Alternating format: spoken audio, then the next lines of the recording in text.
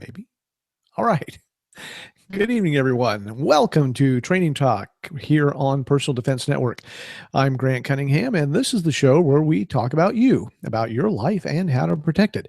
In the next hour, we're going to explore how you can prepare and equip yourself to face that worst case scenario and keep you and your family safe from harm.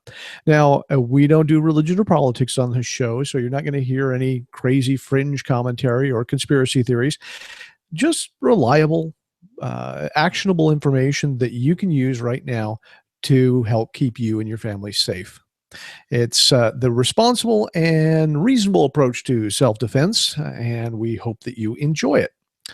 And for if you would please do us a favor, share this with your friends and your family, and your relatives, your coworkers, all of those people on your social media. Go to Twitter, tweet that you're listening to Training Talk right now, share it on Facebook, all that kind of stuff. Let people know that you're watching Training Talk and you're getting great personal defense and family defense and home defense information right here. We'd appreciate it, and I'm sure they will too. Well, if you're returning, if this is whether you're returning or whether this is your first time, welcome to Training Talk. If you're coming back, of course, you know how the show works. And if you're new, I hope that you enjoy it. Sit back, relax.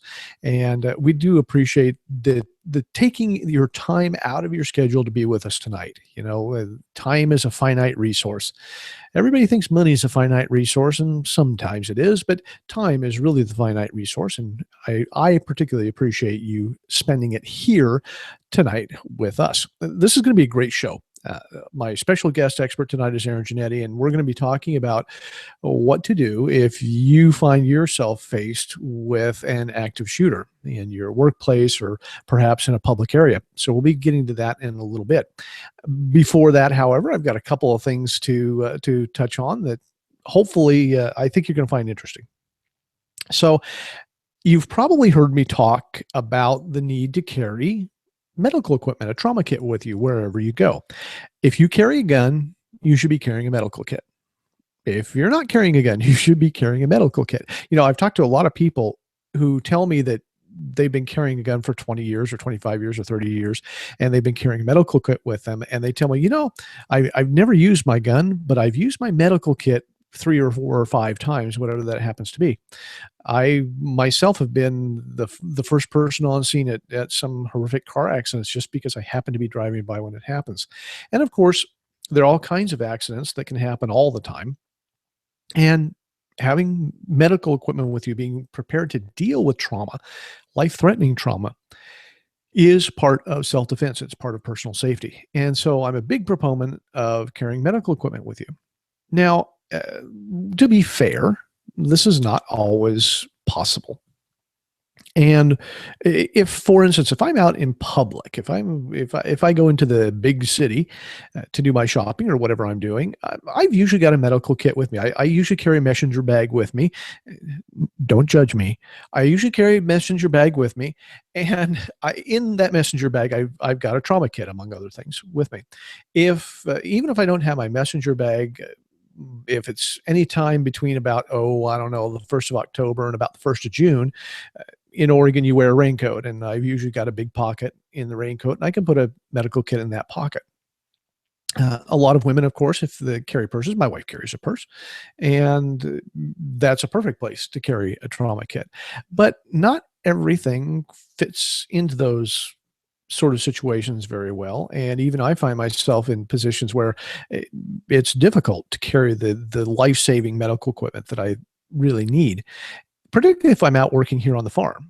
You know, I'm dressed in work clothes. I don't have my messenger bag with me. I don't have, typically in the work clothes, I don't have big pockets that I can put a medical kit into. And at the same time, I'm out doing things like, you know, using power saws and using chainsaws and using tractors and that kind of thing, all the kinds of things that you have to do on a homestead. And the chances of my suffering life-threatening trauma have gone way up simply because of the kind of stuff that I'm doing. And so I've kind of struggled a little bit with the idea of carrying a trauma kit with me when I'm working here around the farm.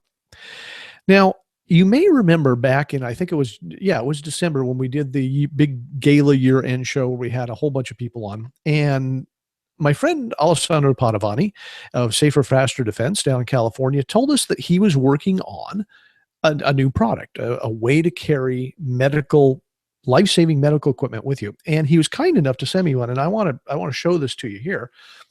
This is what he calls the Safer Faster Defense SFD responder, and it's an ankle cuff. And I'm going to kind of put this together. It's kind of an ankle cuff, right, with little pockets in it where you can put medical gear. And I just got this thing. He just sent this to me. And so I've kind of been playing around with it. I haven't stocked it yet because I'm not going to take apart one of my existing trauma kits. I'm going to order up new stuff for it. So I haven't had a chance really to play with it very much, but I want to show you here really quickly because I pulled up a picture on his website. And let's see if I can find this here. Oh, here we go. I'm going to show this to you here. There we go. And hopefully you can see that. Yeah. Okay. Anyway, so here we go with the Safer Faster Defense ankle rig, and hopefully you'll see these pictures. And I'm going to pop this one up so you can see it. And this is what he suggests putting in your ankle. This is what he says will fit into this ankle thing. We've got like some gloves here. We've got, of course, a tourniquet. That's always important. He's got some hemostatic gauze, got some chest seals, a mini compression bandage, and some compressed gauze. And he says that will all fit in there. And that's the kind of stuff I usually carry. So I think this will be just perfectly fine. Anyway, so I'm going to stop that there. So that's what will go in here. And that's what I'm going to put this stuff into and see how it works around my ankle. I think this will be really good for working around the farm.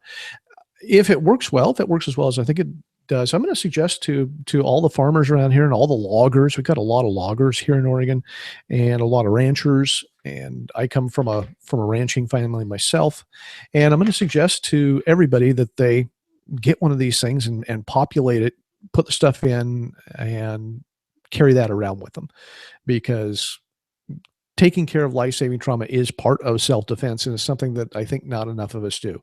And particularly those of us who live out in the country where EMS response is measured not in minutes, but in, better portions of an hour, that can be really important. So thank you, Ollie, for sending this along, the SFD responder from Safer Faster Defense. Defense. I can't say that fast. Made in Italy, by the way. Very cool. Very, very nicely made. Very nice material. Made in Italy. Big fan of made in Italy stuff, having ridden Italian motorcycles most of my life. All right. So there's an old saying that owning a trumpet does not make you a musician. Yeah, I realize it's owning a guitar doesn't make you a musician, but I don't play guitar. I play trumpet. Okay. Again, don't judge me. Anyway, so owning a trumpet does not make you a musician, and owning a trauma kit does not necessarily qualify you to use it. You still need the training to utilize it. You have to know how to use that tourniquet and the hemostatic gauze and all that sort of stuff, which brings me to my next topic. Because here next month, in the month of March, the annual Personal Defense Network Spring Training Tour starts up. Now, the Spring Training Tour is actually the brainchild of Rob Pincus. He came up with this a number of years ago and said, one of the problems that we have with people getting the training that they need in this country is the fact that not everybody lives near someplace where they can get this training. Getting good, relevant training is tough in a lot of parts of the country. And for a lot of people, if you want to get really good training, you have to travel someplace to do it. Travel is expensive. We all know that. Plane tickets cost money. Hotels cost money. All this stuff costs money. And you can easily triple the cost of a good training program just in airfare and lodging. I mean, it's expensive. And so the idea was, well, let's take it on the road. Let's take the training to the people rather than having the people come to the training. And so the first Personal Defense Network training tour was born, and it's grown every year. sense. And this year, and I'd have to go back and look at the email that I got from the office today, but if my memory serves, and remember, I'm getting old, my memory is not good anymore, but if memory serves, I think the email said that we're up to about 75 classes this year. It's by far the biggest training tour that we've had yet. And most of the guest experts that you've seen here on Training Talk over the last year will be teaching classes on the tour. I'll be teaching classes on the tour again this year. And so classes all over the United States. And one of the interesting things about the training tour, these aren't classes like someone does a weekly concealed handgun license course, and they do this weekly. No, this is actually getting out and taking the course of the people. One of the requirements for us is that we have to travel a certain amount of distance, and it has to be it can't be in our own camp. The idea is to get out and take training out where people can get to it. And so that's what's cool about the training tour. Now, again, that's starting up in March, the middle of March, and we should have the schedule. They're still putting the schedule together. It's not up on the website yet. Should be in the next week or so. And you'll be able to take a look at all of the great courses that are coming up this year. And like I said, just a ton of them.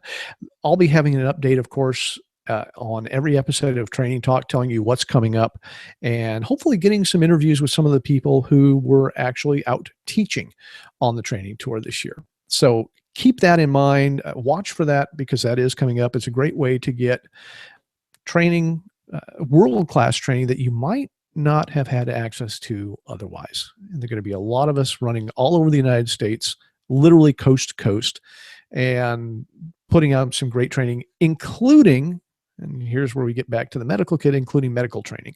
So there'll be some great medical courses. And actually, I'd like to take a refresher this year. If I've got time, I'd like to get out and take a refresher medical course, because it's been, I don't know, about 4 years since I've done that. So always good to keep up on those medical skills.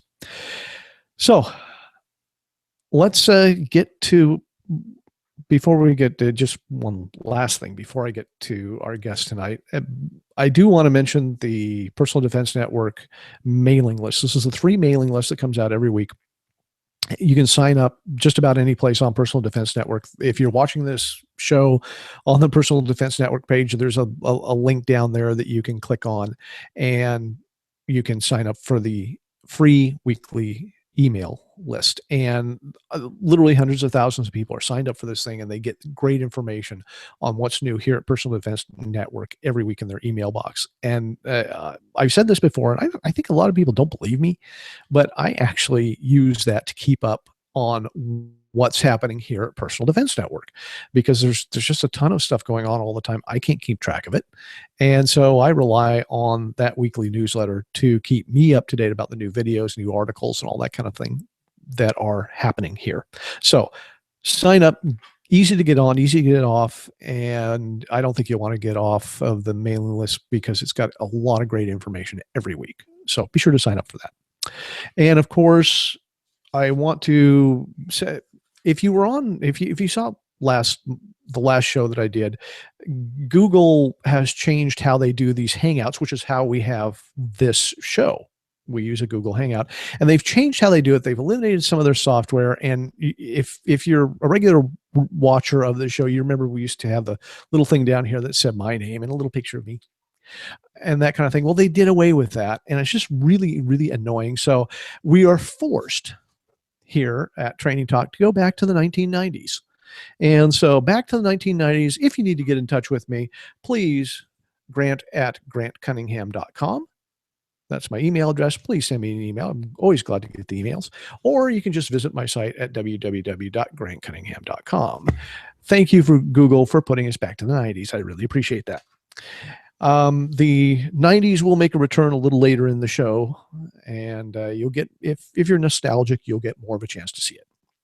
All right. And without further ado now, we're going to be talking tonight about an active shooter response.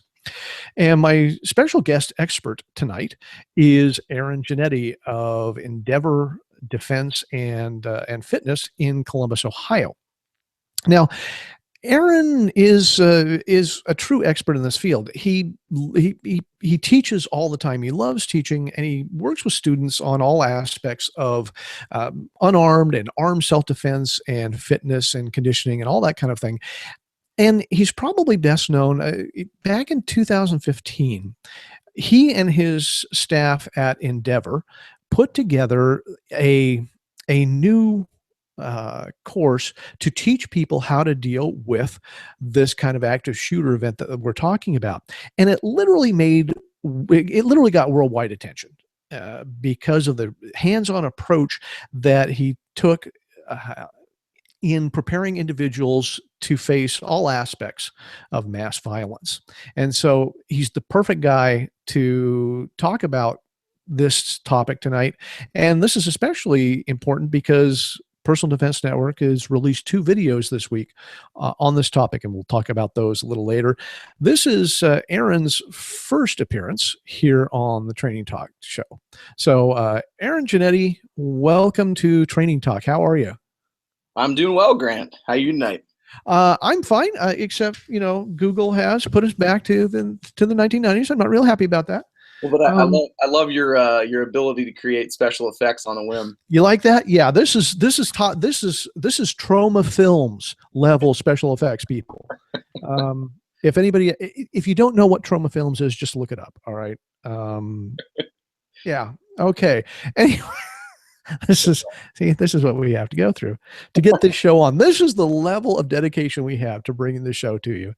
Anyway, so Aaron, buddy, we're going to talk a little bit about dealing with this idea of mass violence. You're kind of the expert. And what brought this up was this week here on Personal Defense Now, we've released 2 new videos. There's a public video on working out drills on how to deal with an active shooter in the workplace. So that's on the public side. And everybody, again, if you're watching the show on the Personal Defense Network site, there are links to these in the show notes already. And there's a link to Aaron's site too at Endeavor. And there's also a premium member video available on how to make plans from a company standpoint. How do you make plans to deal with this and schedule drills and all that kind of thing. So that's what's brought this whole thing up. And so what we want to talk about tonight is, about what we do. And I guess the first thing I'm going to ask you is there are a lot of terms that deal with the kind of mass violence we're talking about. What's your preferred term and why? How should we talk about this? Yeah, it's really interesting. So you'll hear it active shooter, you'll hear it mass shooter, mass violence, active killer, spree killer, everything in between. And none of them are wrong, particularly. We tend to lean towards discussing mainly active shooter and using that terminology, not because you're not going to run in possibly to somebody with a knife, especially, here in Columbus, we had 2 events in 2016 that both involved attackers with a knife or some other form of an object. There was a machete attack in a diner across town, and then on Ohio State campus, one of the students drove his car into a group of people and then got out and stabbed them. So it's not that you're going to run it or not run into those issues, but the gun itself is just such a more complex issue to deal with. A lot of the variables that go into it. It's the one thing that a lot of people are more terrified of. So we kind of essentially attack that subject specifically, and then it's relatively easy with that information and that knowledge to then deconstruct it back to, okay, how do these same exact principles apply to a knife attack? How do they apply to somebody with some type of bludgeon, and all the way, honestly, even down to explosives or flammables and things like that.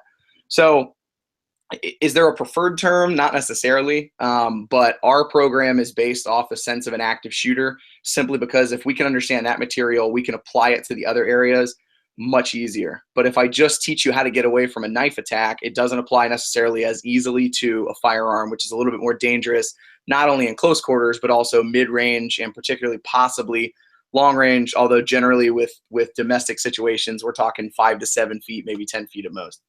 Okay. All right. So I guess we start at the beginning. How is dealing with this active shooter event from my standpoint, for someone who's trained in self-defense and using the gun in self-defense against a typical attacker, what changes? What's different about dealing with the active shooter? Yeah, so there's a lot of different components. The one thing that we really want people to understand before we dive specifically to this event is, I mean, again, you're somebody who's trained, you've been around.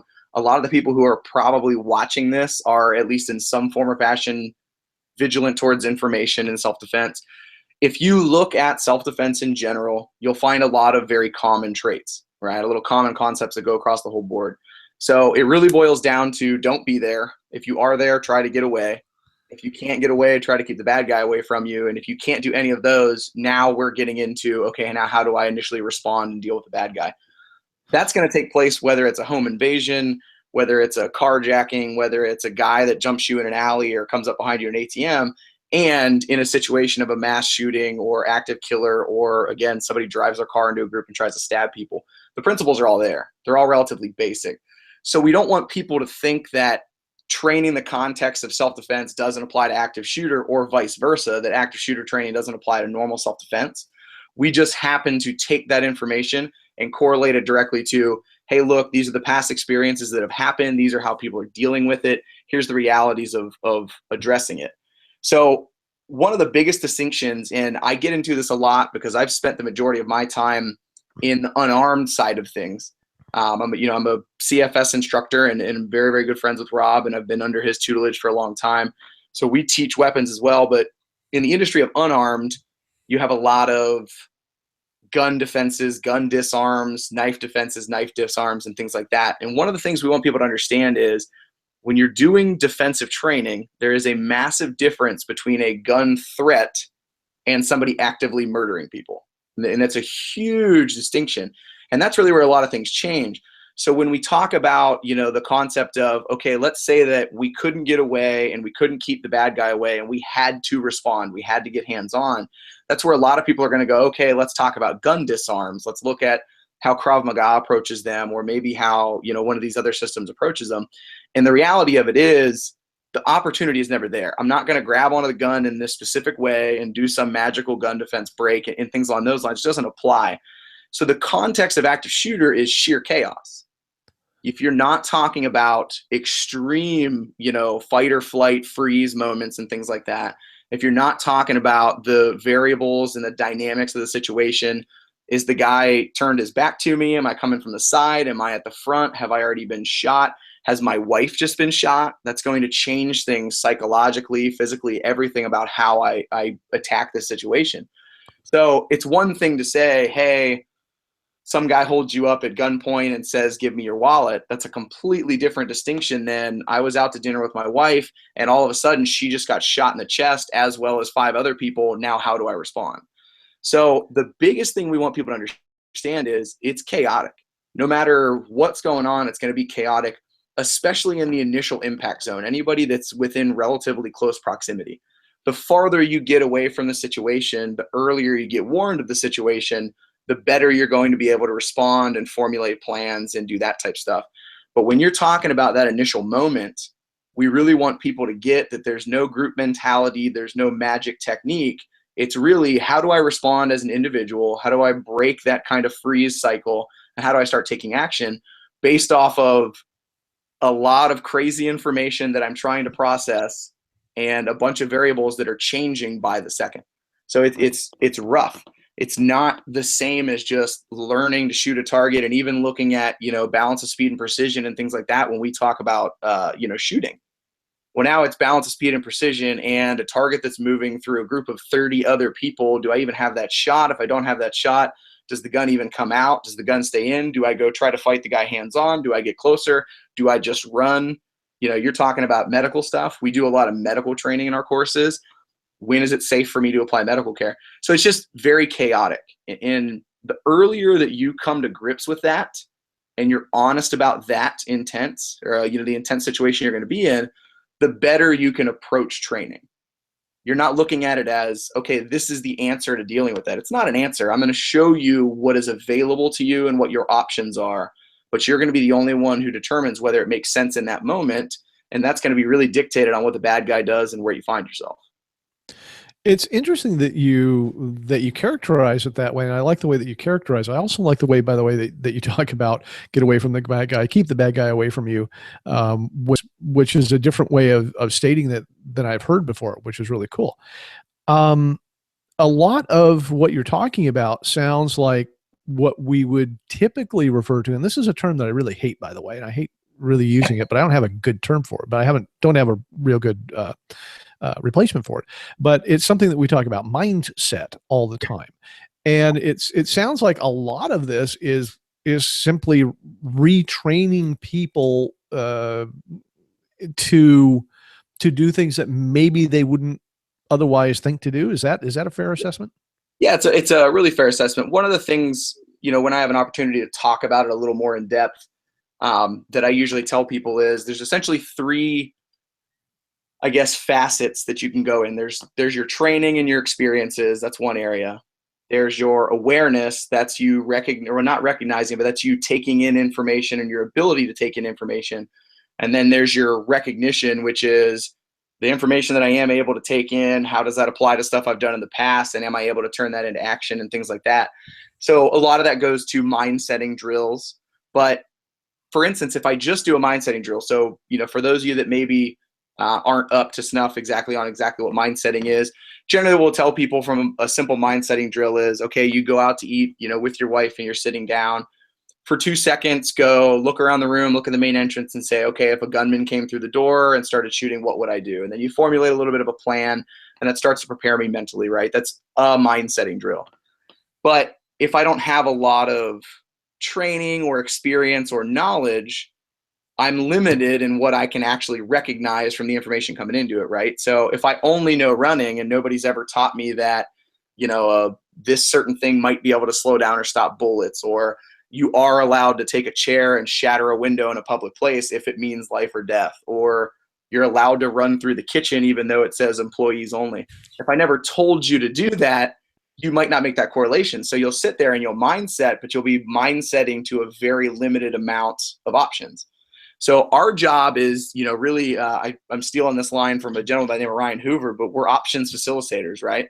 We're letting people know these are the things that are plausible, realistic, and like you said early, practical, right? I'm not making up some crazy, like, don't do a spinning back kick to knock the gun out of the guy's hand, This is practical self-defense. This is realistic. Here are all of these options. The more I focus on these little pieces and then prepare myself mentally beforehand, the higher the likelihood I will survive or limit the amount of damage I take. That's essentially what you need to be thinking of going into it. Now, I'm sure you've seen the videos that came out of the Fort Lauderdale airport shooting here last month. Mm-hmm. And I looked at them. I saw some things. I would like you to tell us what you saw when you looked at those videos, and the clues that you saw and the lessons that we can take from it. Yeah, the Monday morning quarterbacking is necessary and sometimes unfortunate when you go back, because when you try to do it and address it, people think you're doing it in a disrespectful manner, and it's not. We're really trying to educate ourselves by watching these videos and saying, hey, look, these are some things that these people could have done better. One of the probably most eye-opening ones for I think a lot of people was the front face video of him, where when he actually did draw the weapon from concealment and started shooting, and you were able to see the reactions of the people in his immediate vicinity and that were right behind him. And that was one of, it was one of the more clear videos that anybody had as far as like a still frame shot, and you could actually see him moving and he drew the weapon. But a lot of people, when you post that video, I posted that video on Twitter and on Facebook, they were going, I can't believe nobody, did anything. I can't believe this guy stood standing that way. Unfortunately, to us that have studied these things and we understand how the brain works and how civilization and essentially our public works, we're upset about it, but we're not surprised. The fact that everybody right behind him was completely frozen, was immediately trying to rationalize why that wasn't somebody shooting people in front of them, and then taking very slow action. And then the action they did take was not great. diving to the floor immediately with no cover in any way, shape, or form doesn't make you any less of a target than you were standing 2 seconds ago. So there's a lot of things that I want people to see that video, and I want them to go, that would be me. And if I feel like that would be me because I don't have that information, how do I make these connections to not be that person? How do I shrink that freeze? That's really what I want people to point out.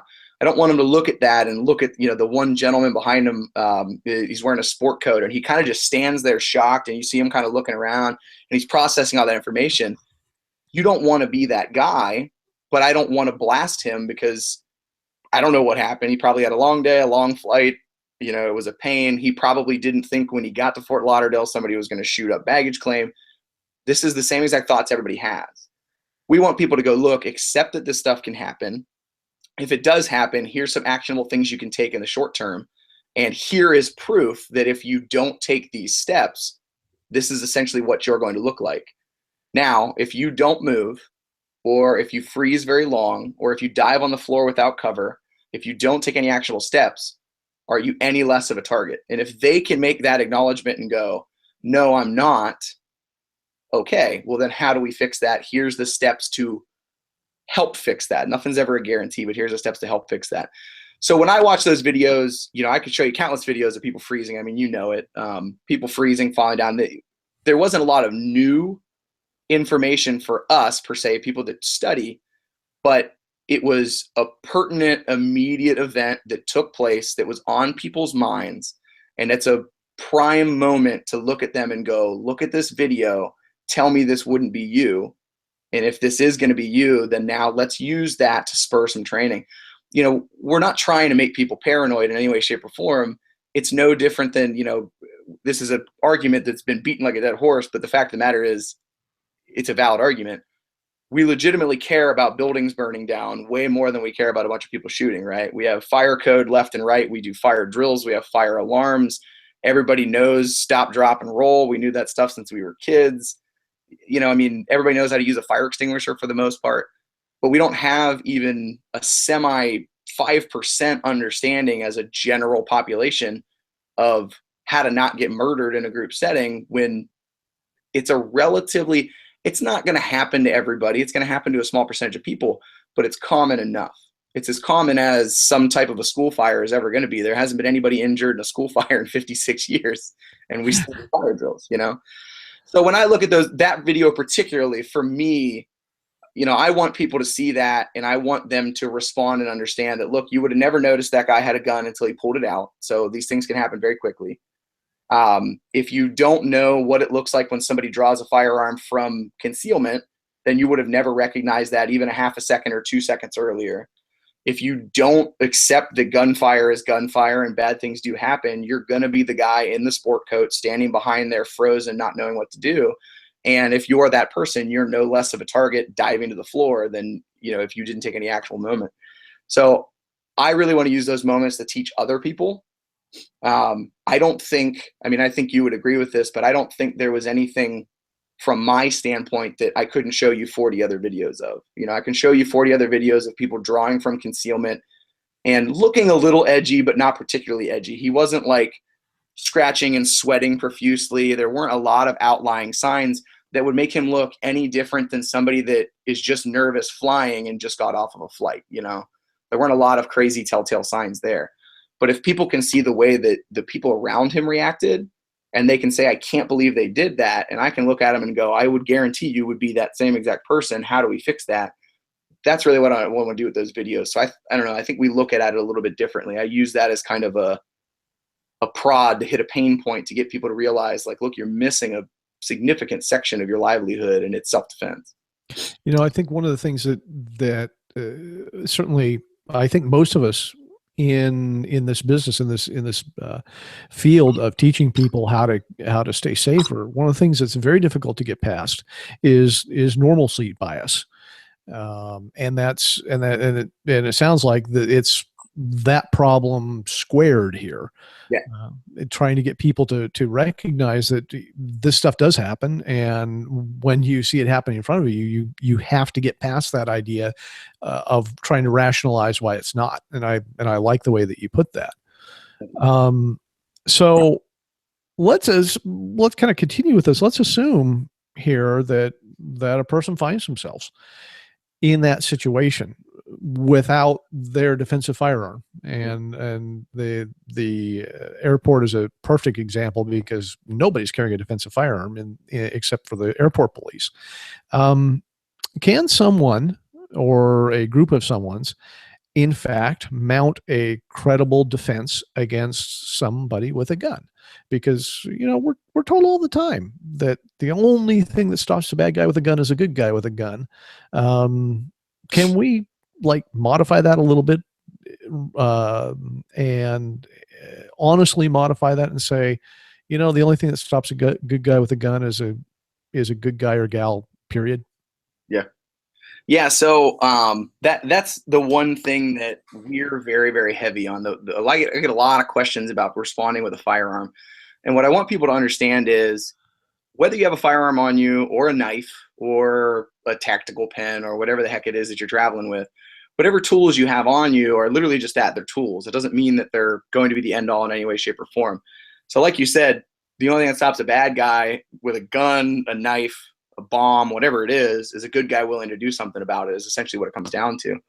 So yes, you can absolutely do, or, create a credible defense, and you can take these guys out.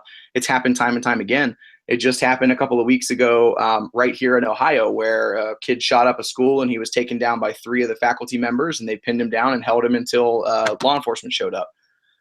It's happened, if you look at Tucson, Arizona, you look at Lopner, who shot Representative Giffords in the head. You had a 61-year-old lady named Patricia Mace that knocked a magazine out of his hand when he tried to reload. You had a gentleman that hit him over the back of the head with a chair. You had a 74-year-old retired Army colonel named Bill Badger that spear tackled him to the floor after he had already been shot in the back of the head. There's numerous. Yeah, look him up. Bill Badger's a total badass. Whoa. Yeah. Funny guy to look at. Unfortunately, I think he's passed in the last couple of years, but he's an interesting character. But it can be done. It has been done. And it's never, I shouldn't say it's never, very rarely is it ever a 220-pound athletic citizen with fighting background. It's usually somebody that was just willing to do something about it. One of the best examples I like to give was there's a lady by the name of Megan Silberger. A kid in her school started shooting people in a cafeteria, and she ran in. She didn't do anything crazy or effective or martial arty in any way, shape, or form, but she sprinted in the room, started screaming at him, got very close to him, kind of wrestled over his arm. Again, nothing efficient or effective, but she did enough to stop, get him to think twice about it. He ended up turning the gun on himself because of the pressure that was on him and other things that go into it. And she weighed like 100 pounds soaking wet and had absolutely no fight background. So if somebody is willing to get in there and do something about it, the faster that we apply force, the faster these guys shut down. The Fort Lauderdale incident, think about what happened. He pulled a gun out, he shot a bunch of people, and then he surrendered. He immediately surrendered. He went down to his knees and went onto the floor and gave up. That is somebody who did not have the resolve and commitment to fight. They got exactly what they wanted, which was they assumed when the gun came out, they were going to wield all of the power. Nobody was going to mess with them. And then when they were done, they would just be done. If you get a hold of that guy, he was not going to be willing to fight. You look at a lot of these incidents, that aren't necessarily the really, really, really crazy bad ones that are loaded up. If you think about, Pulse nightclub that guy was ready to fight. If you look at the Paris train attack a couple of years ago where the 3 armed forces guys jumped that guy and put him on the floor, that guy was ready to fight. He had a rifle, a handgun, a knife, a hammer, a canister of gasoline, and matches. He was ready to kill everybody. But the majority of these ones that are coming into it, they're not looking for a fight. They're looking to control a room. And the second that somebody gets hands-on with them, it really messes with their plan. So it can be done. The question is, does it actually make sense for you to do something? And that's where I think we decipher or we differ from a lot of other people. And what I mean by that is we're not going door to door, knocking places and running these big organizations or these big trainings and saying, look, no matter where you are in the room, attack the bad guy. We're going and saying, if you can't get away, if you can't find cover, if you can't keep the bad guy away from you, and the best choice that you have is to get a hold of this guy, you sure as hell better be able to do it. And what people don't understand with that is I'm not teaching you to be a hero. When bullets start flying and people start dying next to you, you are going to be working and moving in the best interest of yourself and maybe your direct family. That's fact. There's no group response in training, especially in the middle of the chaos. It's just not going to happen. You don't care about your coworker that's on a business flight with you when somebody's shooting a bunch of people in the area. You just don't. So if you're 80 feet away right next to an exit, it doesn't make sense for you to go run the bad guy down. You might still decide to, and that's your decision. But from a tactical standpoint, that makes absolutely no sense for my livelihood, right? Now, if I'm in what, I call it the gray zone, because it's never clear. Like, you're never going to look at a guy with a gun killing people and go, it makes absolute sense for me to jump on that guy. You're always going to have some type of doubt in the back of your head. But if you're in what I would call the gray zone, where there's no clear escape, there's no clear cover, and it actually makes sense that you might survive a fight going at the bad guy, even at a distance, then what is my other choice? I either go down on the floor and pray to God that I don't get shot and literally put my hands in the fate of the bad guy, or I do something about it. And what that do something about it comes down to is getting hands-on, getting as physical as possible, and essentially generating force and violence with your hands or whatever resources you can come up with. One of the examples I give people all the time is picture this. I'm in a room and the door is 30 feet across the room that direction, and the gunman is off to my side, but he's 10 feet slightly in front of me. So he's not directly in between me and the door, but he's over here and he's closer this way. Now, do you honestly think that you can traverse 30 feet before getting shot? My percentage is getting out the door, let's call that 10%, as opposed to covering 10 feet to get to the bad guy and possibly intercept and inhibit his ability to actually be able to shoot. My odds with going for the bad guy might only be 35%, but it's a hell of a lot more than the 10% of just trying to sprint out of a room. In both situations, I can win or I can lose. So I can make a bolt for the door, and I might be part of that 10% that gets out the door. I can make a bolt for the bad guy, and I might be the 35% that takes the bad guy out, but I also might get shot, killed, maimed doing either one of them. There's no clear answer. So there's no black and white. There's no, it makes sense for me to go here, it makes sense for me to go here. Self-defense, and especially in this situation, I mean, it's a gamble. You're playing odds is really what it is. But where most people limit themselves is they don't consider taking the fight to the bad guy as an option. And so other people in that same exact situation, our hypothetical situation here, they gave themselves two options, which was fall down onto the ground and piss themselves and hope they don't die, or run for the door. And both of those options are 10% or less of survival. They don't give themselves that other large option, which it actually makes sense for me to grab on this guy. It's interesting. By the way, you broke up just a little bit there at the end. We'll see if we're still good. It's interesting that you point this out, because there are sort of two, competing schools of thought in the defensive training world. You've got in a lot of cases, those people who say, oh my gosh, never fight. Cower in a corner, lock the door, hope that they don't get to you. Whatever you do, don't fight because you can get hurt. Mm-hmm. And then you sort of have the opposite end of that spectrum with the guys, the gung ho guys who are saying, oh my gosh, you've always got to take the fight to the bad guy. You've always got to do this. It's really important because, manhood and honor and all that kind of thing.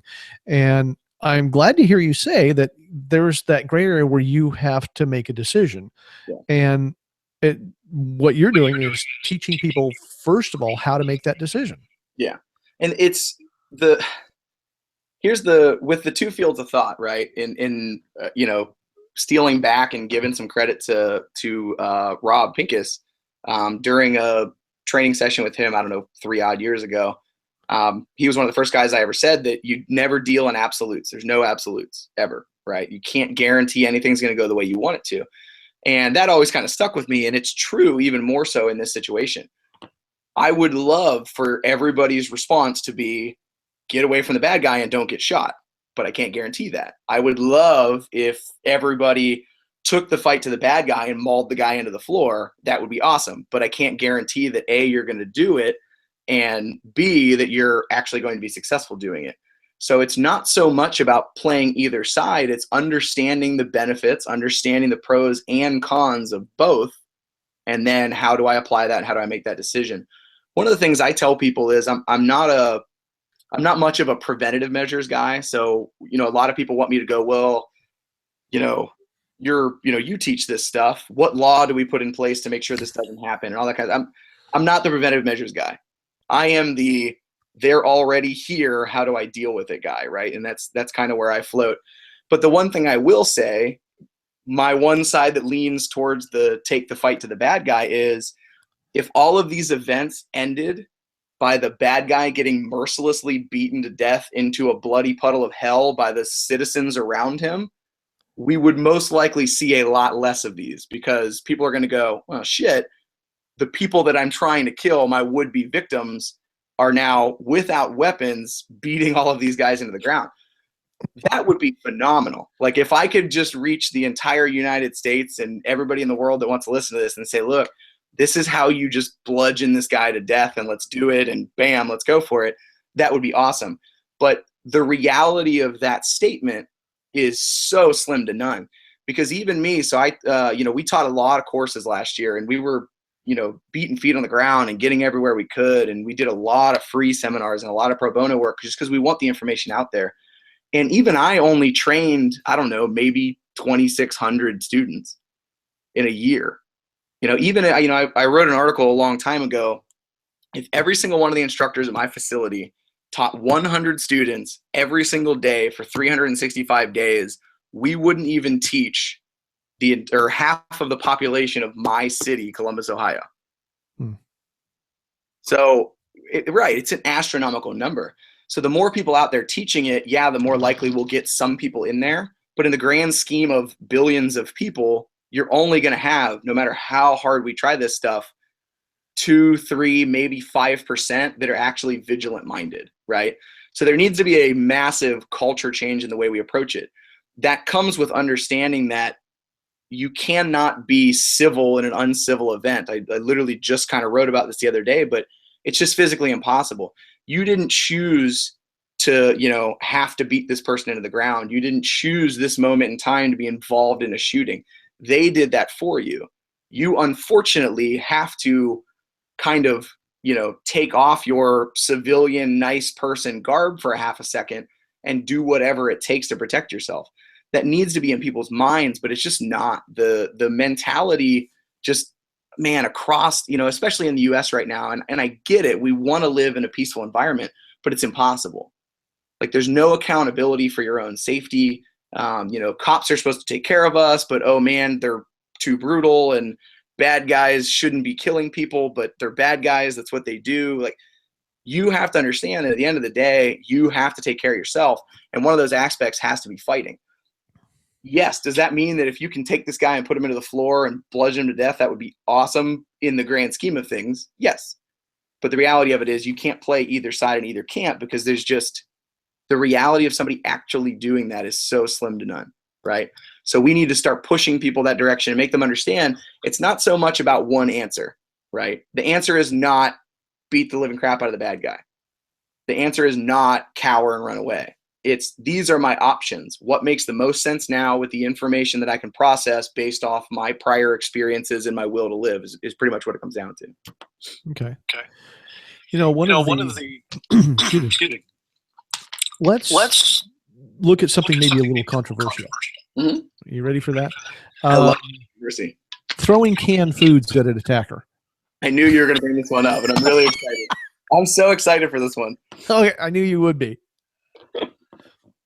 All right, so yes, so what you're referring to is it started with Alice. So if nobody's ever heard of the Alice organization, they're a pretty well-known, pretty large organization that teaches active shooter response for the most part. I say for the most part because they're still very oriented on groups. What I mean by that is they get into schools, large buildings, organizations, things like that. So at some point in time, they were talking about throwing objects, and I don't know how this spun out of control and got focused around canned food particularly, but they said that, essentially if you had canned food, you could throw it at them and it would be effective.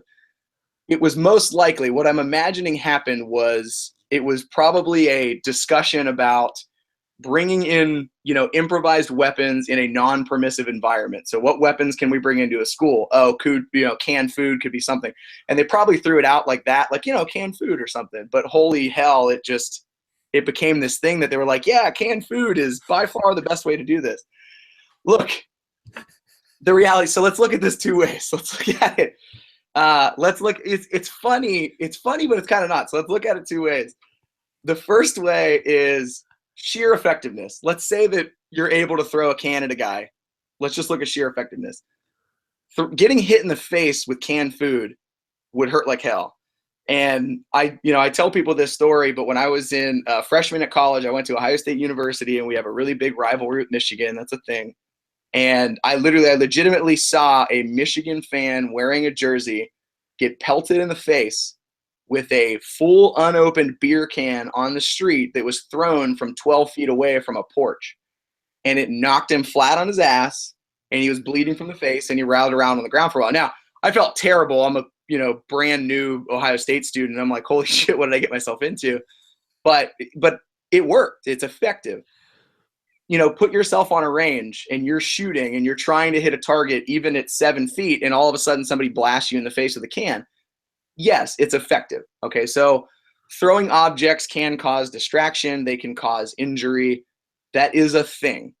Now, from a practicality standpoint, canned food's a little out there based solely on the fact that we're assuming that you were sitting at your school in math class with a pencil in your right hand, holding on to a can of food and taking notes. And when the bad guy came through the door, you weren't shocked or frozen. You just happened to look directly at them and magically left-handed with your offhand throw, a can of food at them. It's not that it's not an effective technique. It's just not efficient. It's not plausible. A lot of the people that were doing it, or at least took this advice, they were saying, hey, send your kid to school with canned food and we'll leave it in the back of the room. Well, that's fantastic if I go into a lockdown and we're able to lock the door and get the canned food and we're prepping the kids and they can throw it. That's actually not a bad tactic. But that still doesn't address the first room that gets shot, because we didn't get to the canned food fast enough. We're going to be frozen. So now what does that look like? So my fear with that is not that it's a bad tactic, it's that it's a poorly explained tactic.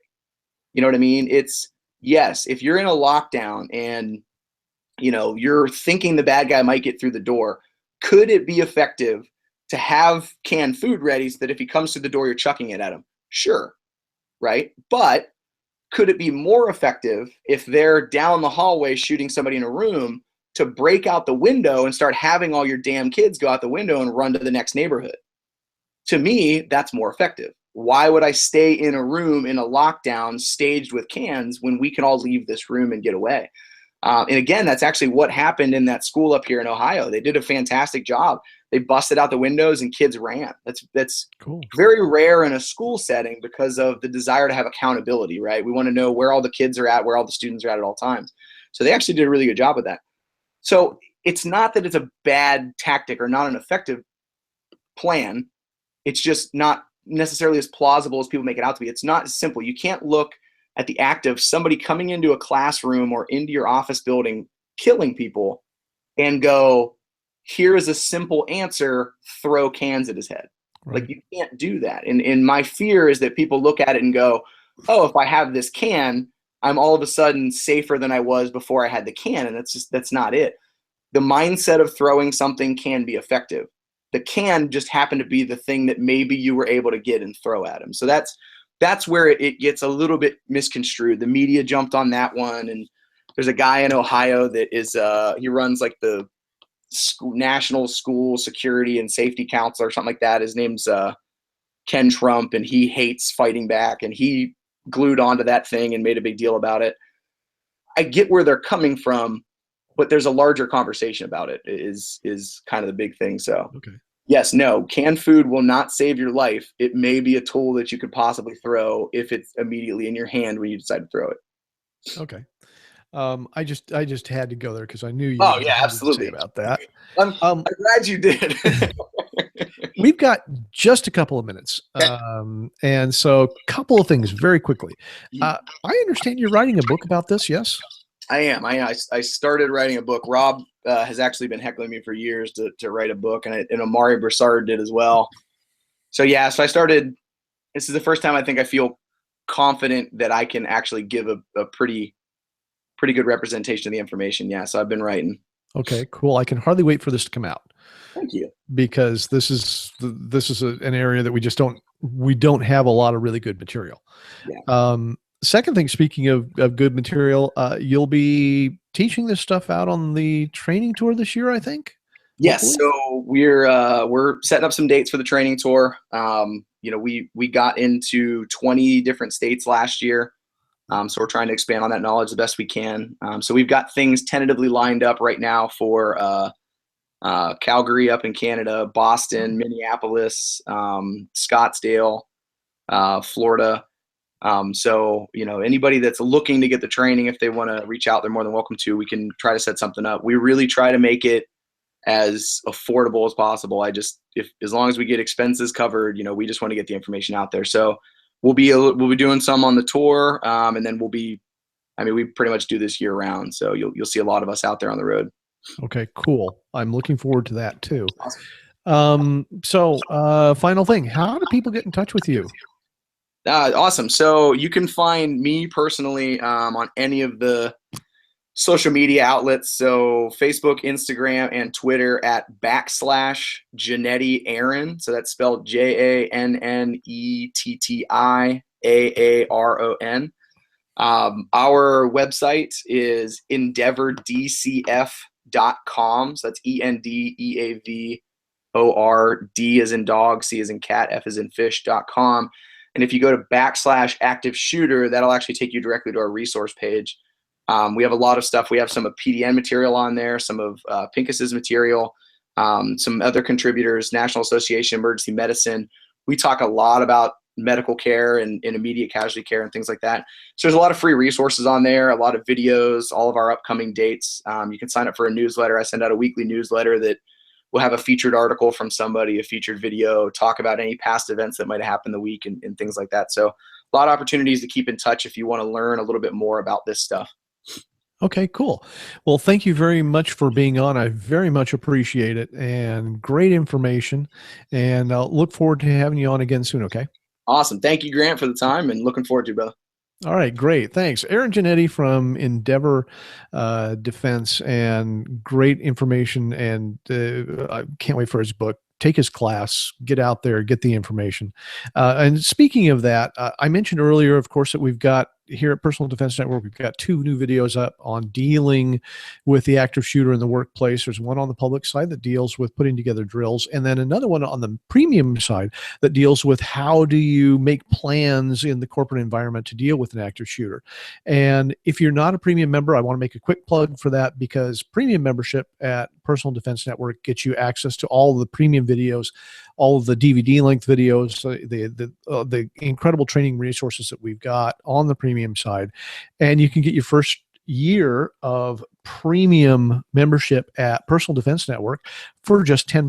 That's like 72% off of the normal price. All you have to do is sign up for premium membership. There are links all over the site. You should have no problem finding those.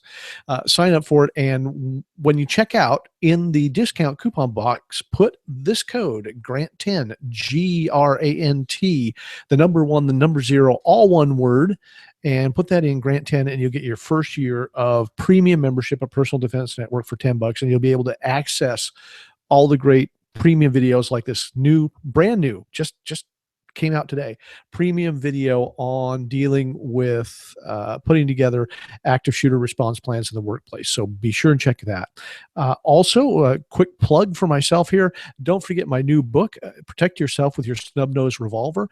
Great book on how to use the snub nose revolver in a realistic defensive scenario. That's available on Amazon in both paperback and Kindle, and of course on the iBooks bookstore. So be sure to check that out. If you or someone you know has a snub-nosed revolver for self-defense, makes a great Valentine's gift. That's coming up. Don't forget that. So check that out.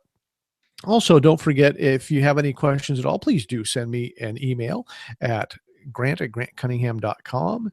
And of course, my website at www.grantcunningham.com. Thank you, Google, for revisiting the 90s. Really love that. Also, if you're watching the show here on the Personal Defense Network site, there are links down below for Aaron Genetti's site at Endeavor, and also links to the two videos that I just talked about, the public one and to the preview for the premium membership video. So check those out as well. Anyway, our next show is going to be 2 weeks from tonight. That would make it the 16th, I believe, February 16th. Same time, same place, 6 p.m. Pacific, 9 p.m. Eastern time. And be sure to come back and sit down and learn about personal defense and self-defense and home defense and family defense and all that other great stuff with our special guest experts on our next show. So don't miss that one, and be looking for the schedule for the training tour coming up soon. It should be up, like I said, probably in the next week or so, and lots of really great courses, including the courses with Aaron Genetti at Endeavor and dealing with the active shooter. So great stuff. Lots of medical courses as well. I'll be teaching there too. You can take one of my courses. That's great. And we will see you then. We'll wrap this up. We will see you on the 16th of this month for another great episode of Training Talk here at Personal Defense Network. Good night, everybody.